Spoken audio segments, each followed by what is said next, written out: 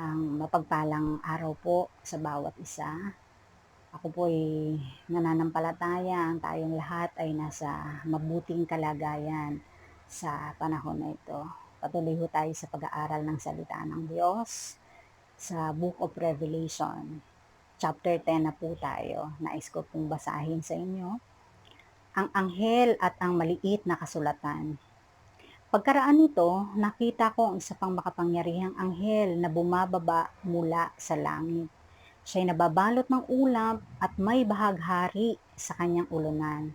Nagniningning na parang araw ang kanyang mukha at parang mga haliging apoy ang kanyang mga binti. May hawak siyang isang maliit na kasulatan na nakabukas. Itinuntong niya sa dagat ang kanyang kanang paa at sa lupa naman ang kaliwa. Sumigaw siya at ang kanyang tinig ay parang atungal ng leon. Tinugon siya ng dagundong ng 70. Isusulat ko sana ang aking nasaksihan nang matapos ang dagundong. Ngunit narinig ko mula sa langit ang isang tinig na nagsabi, "Ilihim mo ang sinabi ng 70, huwag mo nang isulat." At itinaas ng anghel na nakita kong nakatungtong sa dagat at sa lupa ang kanyang kanang kamay at nanumpa sa pangalan ng Diyos na nabubuhay magpakailanman, na siyang lumikha ng langit, lupa, dagat at ang lahat ng naroroon. Sinabi ng anghel, hindi na magtatagal. Sa araw na hipan ng ikapitong anghel ang kanyang trompeta, isasagawa na ng Diyos ang lihim niyang plano, gaya ng ipinahayag niya sa mga propeta na kanyang mga lingkod. Pagkatapos ay kinausap akong muli ng tinig na narinig kong nagsasalita mula sa langit.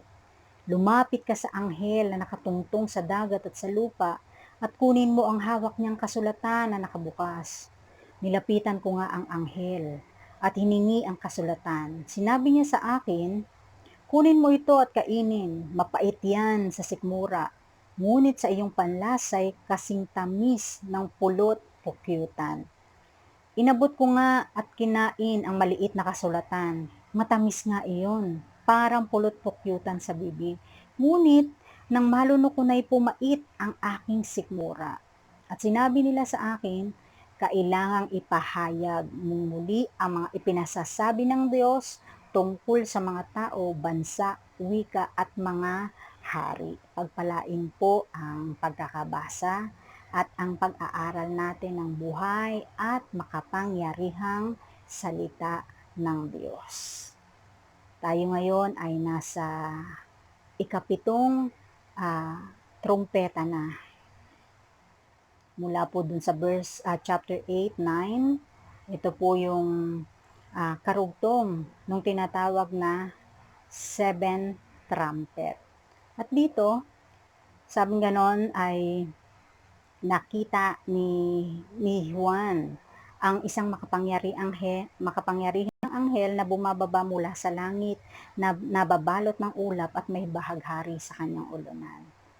Kung iisipin po natin, laging nababanggit yung patungkol sa bahaghari. Ang bahaghari po ay sumisimbolo sa katapatan ng ating Panginoon.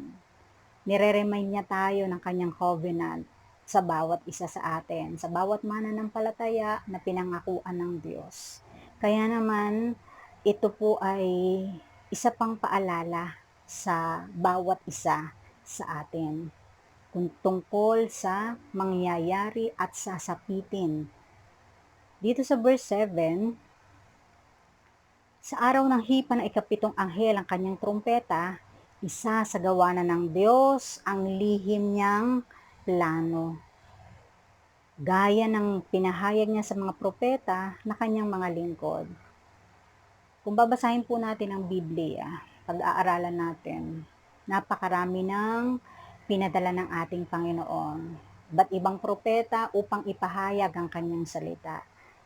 Iba't ibang tao na ginamit niya upang paalalahanan ang bawat isa sa darating na panahon. Doon pa lamang sa lumang tipan ay gumamit na ang Diyos ng mga lingkod niya para paalalahanan ang mga taong magsisi sa kanilang mga kasalanan, lumapit sa Diyos at magpakumbaba. Ngunit sa pag-aaral natin doon sa chapter 9 ng Revelation, naganap na yung mga ah, paalala ng ating Panginoon, yung pagkawasak ng iba't ibang nilalang at ng iba't ibang bagay dito sa mundong ito. Ngunit ang mga tao hindi pa rin nagsisi sa kanilang kasalanan. Nagpatuloy pa rin sila sa paggawa ng kanilang mga kasalanan. Kaya naman, binabanggit rito na sa araw na hipan ng ikapitong anghel ang kanyang trompeta, isasagawa na ng Diyos ang lihim niyang plano. Ibig sabihin, kung meron man tayo mga narinig na mga paalala ng mga nakaraan, meron pa pong nais isagawa ang ating buhay na Diyos. Sabi po sa verse 9, nilapitan ko ang anghel at hiningi ang kasulatan. Sinabi niya sa akin, kunin mo ito at kainin. Mapait yan sa sikmura, ngunit sa iyong panlasay kasing tamis ng pulot pukyutan. So ito po yung binabanggit ditong the little scroll. Na kung isipin po natin, bakit sasabihin na ang isang aklat ay kakainin? Wala naman po sigurong kumakain ng papel, 'di ba? Pero iba po ang pakahulugan ng ating Panginoon. Sabi ko nga, ang aklat po ng pahayag ay may mga iba't ibang kahulugan. Hindi po ito literal, ngunit kung iisipin natin, ano ba yung pakahulugan ng tinatawag na aklat? Ito po'y walang iba kundi ang salita ng Diyos. Sabi nga noon, kainin mo ito. Araw-araw tayo po ay, sabi nga sa panahon na ito ng pandemic, binigyan tayo ng Diyos ng kalayaang magbasa ng kanyang salita. Kalayaan na makapiling ang presensya niya. Binigyan niya po tayo ng oras para lalong lumapalapit sa kanya sa pamamagitan ng kanyang salita. So everyday na tayo po ay nagbabasa, tulad ng tinapay, ito po ang ating buhay. Tayo po ay kumakain ng tinapay. Kaya sabing ganon, kunin mo ito at kainin. So bawat araw na tayo ay nagbabasa ng salita ng Diyos, kumakain tayo ng kanyang salita. Ang salita ng Diyos, mapait sa sikmura, ngunit sa panlasay kasing tamis ng pulot, pukyutan.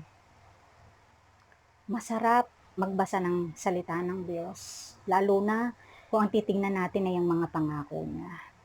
Kung babasahin natin ang mga pangako ng Diyos, napakasarap bulay-bulayin ang mga nais gawin ng Panginoon sa mga mananampalataya. Ngunit, sabi rito, mapait sa sikmura. Kung ito po ay bubulay-bulayin natin, may mga bagay na sinasaad ang salita ng Diyos na kung saan masasabi po natin minsan ay masakit. Bakit po? Itinutuwid ang ating mga pagkatao. Siguro po minsan ay nakaranas na kayo, nagbabasa kayo ng salita ng Diyos, ngunit parang hindi lang kundi talagang kinakausap tayo sa pamamagitan ng salita ng Diyos, sapagkat ito ay buhay, makapangyarihan. Totoo pong nakakasugat ang salita ng Diyos. Sabi nga tumatagos sa pinaghihiwalayan ng espiritu at kaluluwa. Ganun po kamakapangyarihan ang salita ng Diyos, sapagkat ito'y paalala, ito po'y reminder, ito po ay warning sa bawat isa sa atin. Sapagkat ang katotohanan, the mystery of God will be accomplished through His Word. Sa pamamagitan po ng kanyang salita, mangyayari po at maa-accomplish yung pangako, yung kaganapan ng sinasabi ng ating Panginoon. The final salvation of the righteous, the final success of true religion ay nakasalalay po sa kamay ng ating Panginoon through the reading, the meditation of His Word. Kaya naman, kailangan po natin ito. Bigyan po natin ng oras ang salita ng Diyos. Dito po natin malalaman ang katotohanan, ang kaligtasan sa hinaharap na panahon. Kaya naman po, inaanyayahan ko po kayo na palaging makinig, mag-aral, magbasa ng salita ng Diyos upang lalo tayong mapalapit sa Kanya at malaman natin ang katotohanan. ng kalooban ng ating Panginoon. Tayo po ay manalangin. Salamat Panginoon sa araw na ito. Patuloy mo po kaming binigyan ng kapahayagan patungkol sa kahalagahan ng iyong salita. Tulungan mo po kami. Bigyan mo po kami ng uhaw, ng pagnanasa na magbasa, mag-aral ng iyong salita. Alam namin ng panahon na ito, kami po'y tinatawag mo upang lalong maging malapit sa iyo. Bigyan mo po kami ng hunger and thirst for your word and satisfy our soul, Panginoon, yung mga needs ng soul namin, especially sa mga hindi pa kumikilala sa iyo. Abutin mo, Panginoon, ang mga anak mo, mga taong hindi pa nakakakilala sa iyo. Gamitin mo ang iyong mga anak, Lord God, ma-share ang iyong salita sa aming mga tahanan, sa mga tao na kung saan hanggang ngayon ay hindi pa rin naaabot at hindi pa rin nakapagsisisi sa kanilang kasalanan. Umaasa po kami na kumikilos ka, Panginoon, sa panahon na ito, sapagkat ito ang nais mo to fulfill your great commission, Panginoon, maipahayag ang salita ng Diyos. Bagamat ito'y mapait, ngunit ito'y matamis, Lord God. Kailangan ng aming katawan tulad ng honey, Lord God, tulad ng pulot-pukyutan na mabuti sa kalusugan. Ang salita ng Diyos ay mabuti sa aming kaluluwa, espiritu, Panginoon. Tulungan mo po kami, Panginoon, na umasa at patuloy na hanapin ang presensya mo sa pamamagitan ng iyong salita. Pagpalain mo ang lahat ng nakinig, pagpalain mo ang kanilang pamilya, pagpalain mo ang aming minamahal na bansa. God bless Israel. God bless the Philippines. At nananampalataya kami.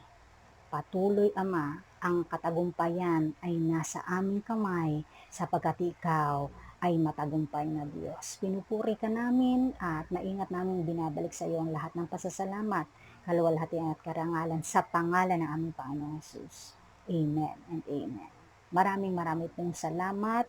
Pagpalain kayong lahat ng ating Panginoon.